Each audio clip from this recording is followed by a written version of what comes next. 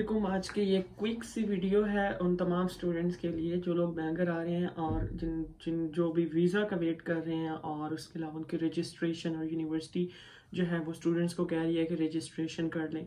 बहुत सारे लोग कंफ्यूज हैं। मैंने एक वीडियो पहले बनाई हुई है जिसमें मैंने कहा था कि कंसल्टेंट्स बहुत ज़्यादा फोर्स करते हैं कि आप रजिस्ट्रेशन करवाएं, इसमें कंसल्टेंट का बेनिफिट होता है और ये सारी चीज़ें होती हैं।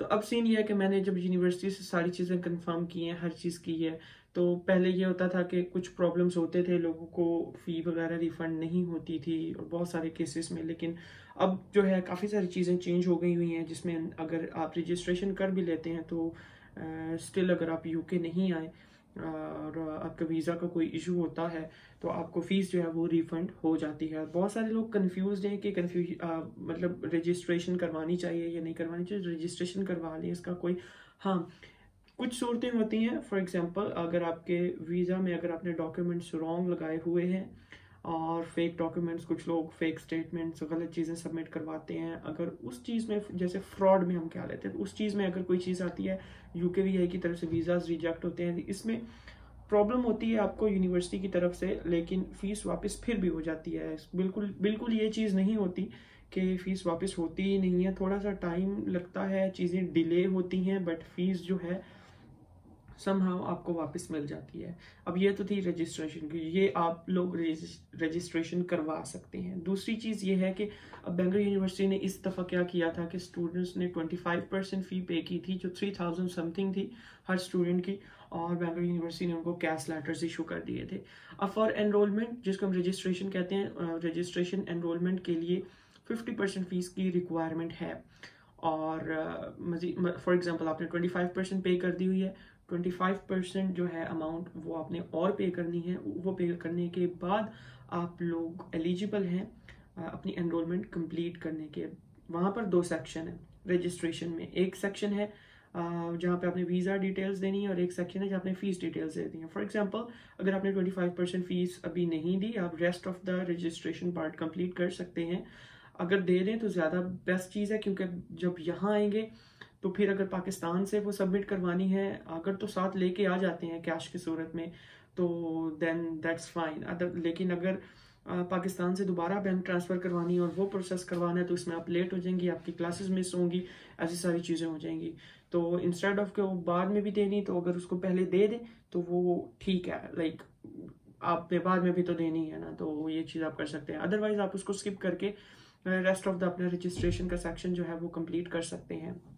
फीस की कन्फ्यूजन है कि कितनी 50% कितनी होगी, क्या होगी। तो 50% जो आपकी टोटल अमाउंट है आफ्टर डिस्काउंट या जो भी है, वैसे नॉर्मली 7,000 या 8,000 प्लस आप देते हैं तो आपकी वो होती है, तो इतनी ही बनती है। जब आपकी 50% जिसका जो भी कोर्स है, अगर थोड़ी सी कम बन रही है तो उसको आप अपना 50% बना के उसको सबमिट करवा सकते हैं, आपकी एनरोलमेंट हो जाएगी। दूसरा, वीज़ाज़ के इशू, बहुत ज़्यादा वीज़ाज़ इशूज़ हैं यूनिवर्सिटी में। ऑनेस्टली स्पीकिंग, अभी तक बहुत ज़्यादा स्टूडेंट्स नहीं यहाँ पर आए just because of visas delay. अब बहुत सारे लोग कहते हैं कि बेंगलुरु यूनिवर्सिटी के स्टूडेंट्स को वीज़ा नहीं मिल रहा। तो ऐसी कोई चीज़ नहीं होती। डिपेंड्स ऑन के बहुत सारे स्टूडेंट्स ऐसे होते हैं जिन्होंने अर्ली अप्लाई किया होता है, फॉर एग्जांपल नवंबर में अप्लाई किया होता है, तो उनको वीज़ाज मिल जाते हैं। अब जो दिसंबर जनवरी टाइम पीरियड होता है, for example mid of the दिसंबर से लेके जनवरी टाइम पीरियड तक जब हम वीज़ाज अप्लाई करते हैं, तो यूकेवीआई पे बहुत ज़्यादा बर्डन्स होता है एप्लीकेशंस का। ऑल अराउंड द वर्ल्ड उनको स्टूडेंट्स की जो है वीज़ा एप्लीकेशंस रिसीव हो रही होती हैं। तो इस दफ़ा वैसे भी होम ऑफिस की तरफ से काफ़ी रिस्ट्रिक्शंस हैं, सिक्योरिटीज़ हैं, तो मोर देन यूजुअल वो टाइम ले रहे हैं हर एप्लीकेशन पे। और जैसे जनवरी है तो इसमें टाइम ज़्यादा लगता है, प्रायोरिटी पे जिन्होंने अप्लाई किया हुआ है उनका भी टाइम ज़्यादा लगता है, just because of application burdens in home office. So इस चीज़ से भी वो घबराने की ज़रूरत नहीं है कि बेंगलुरु यूनिवर्सिटी के स्टूडेंट्स हैं इसलिए वीज़ा, तो ऐसी कोई चीज़ नहीं होती। वीज़ा आपको मिल जाएगा इंशाल्लाह। और ये सारी चीज़ थी। मुझे बहुत सारी क्यूरीज आ रही थी, रजिस्ट्रेशन करनी चाहिए नहीं करनी चाहिए, वीज़ाज डिले आ रहे हैं, क्लासेस का क्या होगा, अटेंडेंस का क्या होगा। क्लासेस का ये होगा, जो भी क्लास यहाँ पर हो रही होती है वो क्लास साथ रिकॉर्ड भी हो रही होती है, और सेम डे शाम में या नेक्स्ट डे जो लेक्चरर्स हैं वो सेम रिकॉर्डिंग्स जो हैं वो अपलोड कर देते हैं आपके स्टूडेंट पोर्टल पे। तो उसमें स्लाइड्स होंगी, पूरा लेक्चर होगा जो उन्होंने एज इट इज़ क्लास में दिया वो एज इट इज़ आपके पास आ जाएगा। अच्छा, तो इस तरह से आपकी जो क्लासेस है और आपका जो जितनी भी अटेंडेंस है उसका कोई इशू नहीं होगा, क्लासेस आपको हर चीज़ मिल जाएगी। उसके बाद अगर जब आप यूनिवर्सिटी आएँ तो यूनिवर्सिटी में आपने क्या करना है कि यूनिवर्सिटी इमिग्रेशन डिपार्टमेंट को immigration@bangor.ac.uk, ये यूनिवर्सिटी की ईमेल है इमिग्रेशन डिपार्टमेंट की, आप उनको एक ईमेल कर दें कि आप लेट आए हैं और लेट आने की वजह से आपकी क्लासेस मिस हुई हैं, तो वो नोटिफाई हो जाएगा कि आप लोगों ने पिछली क्लासेस क्यों मिस करी हैं। वैसे ओवरऑल उनको पता होता है, बट लेकिन आप खुद से बता दें तो ज़्यादा बेहतर होता है। तो ये थी आज की वीडियो। मैं छोटी छोटी कुछ क्यूरीज थी, मैंने कहा आप लोगों को क्लियर कर दूँ।